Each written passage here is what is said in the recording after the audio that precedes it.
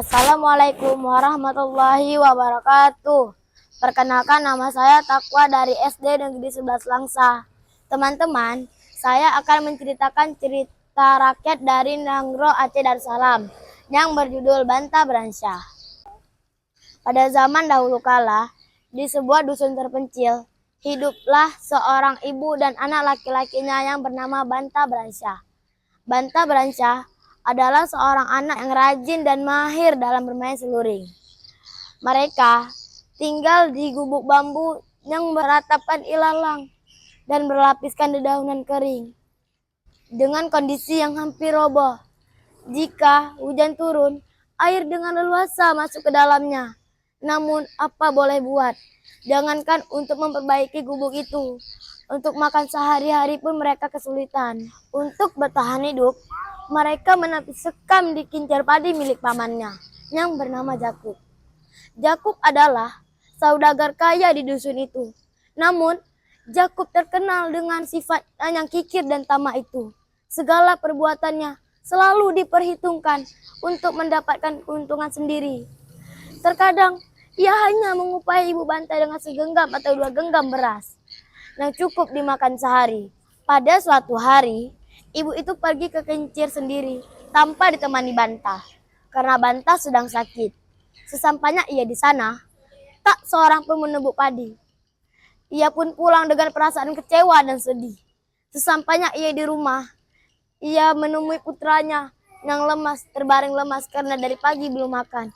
"Ibu, Bantah lapar," ucap Bantah Beransyah. Ibunya hanya terdiam dan menatap lembut wajah Bantah. Sebenarnya hatinya teriris-iris mendengarkan putranya. Hanya ada segelas air putih yang diberikan kepada Bantah. Bantah pun dengan sedikit bertenaga, ia bertanya kepada ibunya, "Ibu menangis hari ini karena tidak mendapatkan upah beras kan, Bu?" "Sudahlah, Bu, mungkin nasib baik belum berpihak pada kita saat ini," ucap Bantah Beransyah. Ia pun tersadar bahwa pasti ibunya sedang lapar. Ia pun meminta izin pada ibunya agar menemui pamannya dan meminta beras. Namun ibunya melarangnya karena tahu sifat pamannya yang kikir dan perhitungan itu. "Jangan, Nak. Kamu tahu kan, Nak, pamanmu itu sangat kikir dan perhitungan," ucap ibu. "Bantah mengerti, Bu. Namun apa salahnya jika kita coba dulu? Mungkin paman akan merasa iba melihat keadaan kita saat ini," ucap Bantah. Ia pun bersikeras untuk pergi ke rumah pamannya dan meminta beras. Sesampainya ia di perkarangan rumah, ia mendengar suara yang sangat besar membentaknya. Yang tak lain itu adalah suara pamannya. "Hei anak orang miskin, jangan mengemis di sini!" hardik saudagar kaya itu. "Paman, kasihanilah kami. Beri kami sedikit beras. Kami lapar," tiba Bantah. Pamannya kembali menghardiknya dengan kata-kata yang lebih kasar lagi. "Ah, persetan dengan keadaan kalian itu. Kalian lapar atau mati sekalipun, aku tak peduli. Pergi kamu Bantah!" hardik saudagar kaya itu. Sebenarnya ia ke rumah pamannya untuk mendapatkan beras. Namun bukan beras yang ia dapatkan, melainkan cacian dari saudaranya yang sombong itu. Ia pun pulang ke rumahnya dengan perasaan kecewa dan sedih. Saat di pertengahan jalan, ia mendengar raja sedang membuat sayembara. Barang siapa pemuda yang mampu membawakan kain tenun yang terbuat dari emas dan swasta akan dinikahkan dengan putrinya. Setelah mendengarkan kabar itu, ia pun terus membujuk ibunya agar merestuinya mengikuti sayembara itu. Setelah mengabarkan kabar itu, ia pun terus membujuk ibunya untuk merestuinya ikut sayembara itu. Akhirnya, ibunya merestuinya mengikuti sayembara itu.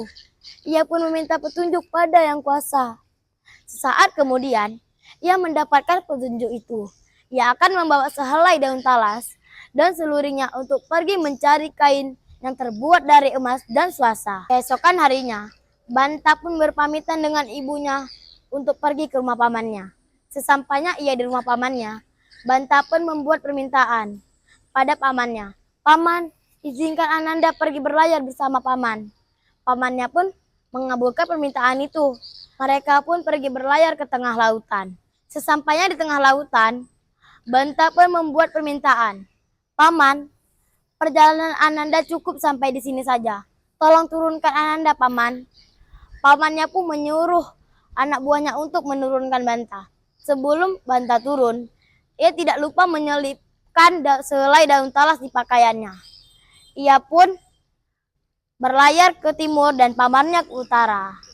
Setelah berhari-hari tergelampar, ia pun sampai di tepi lautan.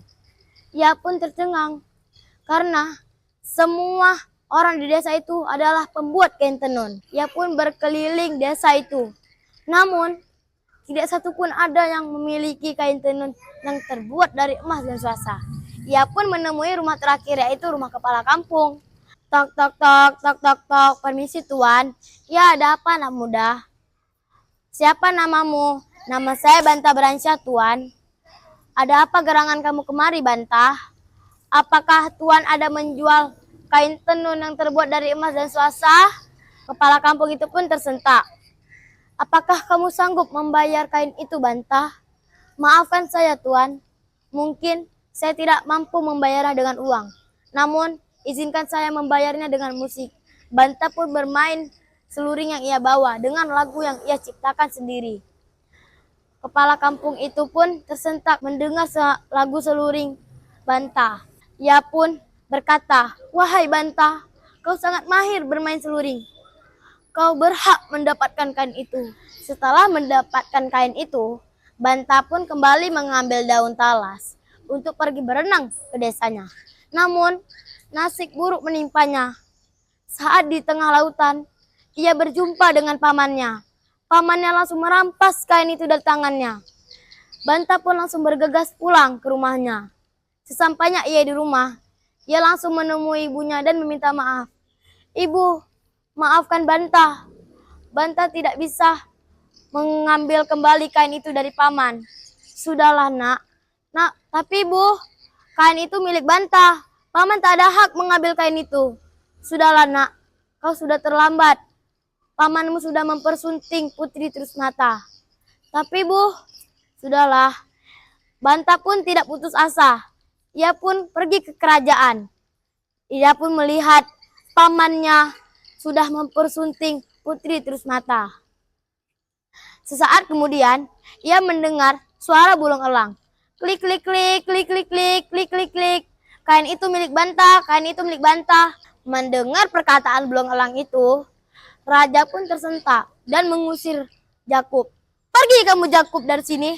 Ternyata kain itu milik Banta."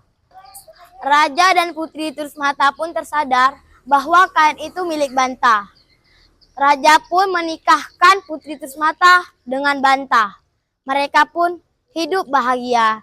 Demikianlah cerita Banta Beransyah yang berasal dari Nanggro, Aceh Darussalam. Sebenarnya ada dua pelajaran yang dapat kita petik dari cerita tersebut. Yang pertama, orang yang selalu bekerja keras dan sabar akan mendapat keuntungan. Namun, orang yang tamak dengan hartanya tak akan kekal dia dengan hartanya. Assalamualaikum warahmatullahi wabarakatuh.